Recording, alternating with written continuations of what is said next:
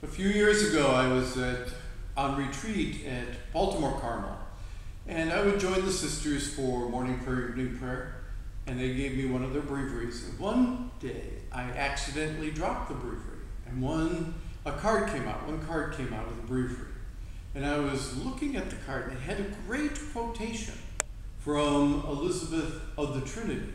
And I thought, wow, this is a really interesting and rather kind of arrogant or cheeky quotation on it. So what I did is I kept the card. I just put it in my pocket. I thought the quotation was that good. And it's in my breviary to this day. This is the quotation from Elizabeth of the Trinity.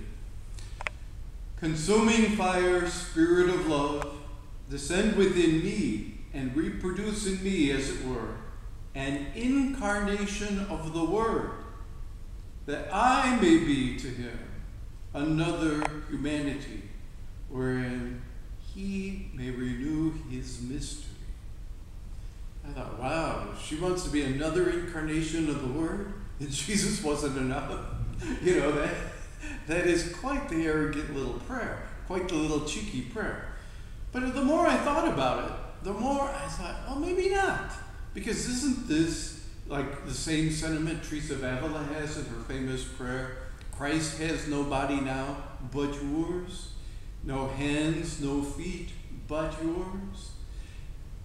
Teresa of Avila has this idea that we become the functioning Christ ourselves. And so I was thinking, there's an essay, and I think I read it in the Office of Readings, written by Bernard of Clairvaux, St. Bernard, on the three comings of Christ. So I said, well, after I do Office of Readings this morning, I'll try to find it. So I grabbed my office book, looked up Office of Readings, and guess what the Office of Readings essay is for today? It is that essay by St. Bernard of Clairvaux about the three comings of Christ. So it was easy to find because it's of the day. This is what St. Bernard writes. We know that there are three comings of the Lord, and the third lies between the other two. It is invisible, while the other two are visible. In the first coming, he was seen on earth, dwelling among us. He himself testified that they saw him and hated him. In the third coming, all flesh will see the salvation of God, and they will look on him whom they have pierced. But the second coming is the hidden one. In it, only the elect see the Lord within their own selves, and they are saved. In his first coming, our Lord came in the flesh in Bethlehem. In the middle coming, he comes in spirit and in power. And in the final coming, he comes in glory and majesty. What St. Bernard is saying is Jesus comes to us today. He comes to us to change us, to empower us, to fill us, to be with us. That this is the second coming. The third coming is at the end of time. This, today, is the second coming to St. Bernard. And that's what St. Elizabeth of the Trinity is saying, the same thing.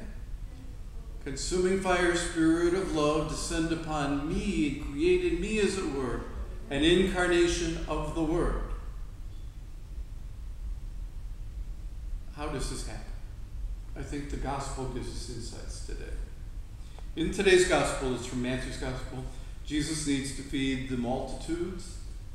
And instead of a little boy having the fish and the bread, in Matthew's gospel, it's the disciples themselves. Jesus asks the disciples, what do you have? And they say, we have 7 loaves and some fish. That's enough. I think that's how we bring about Christ in our own lives, our own hearts, is to just offer what we have, the 7 loaves and the some fish that we have. And it brings us forward. And I think it's just the little things in life that do that. So if patience is your problem, for 15 minutes, just be patient with everyone around you, just for those 15 minutes. If, like really upset with somebody and they're just going through your head over and over again. I want revenge. I don't know why they did that. I don't know why they did that. Or they've taken possession of your brain. For 15 minutes instead say, I forgive, I forgive, I forgive. Or if prayer is your problem, we're in finals now. And you say, I'm too busy to pray. Do just the opposite. Take 15 minutes in front of the tabernacle. Just 15. 7 loaves and some fish is all the Lord asks of us. And when we do, I think that's transformed. In our lives, in our hearts, in our deeds, our thoughts, our souls, to be plenty.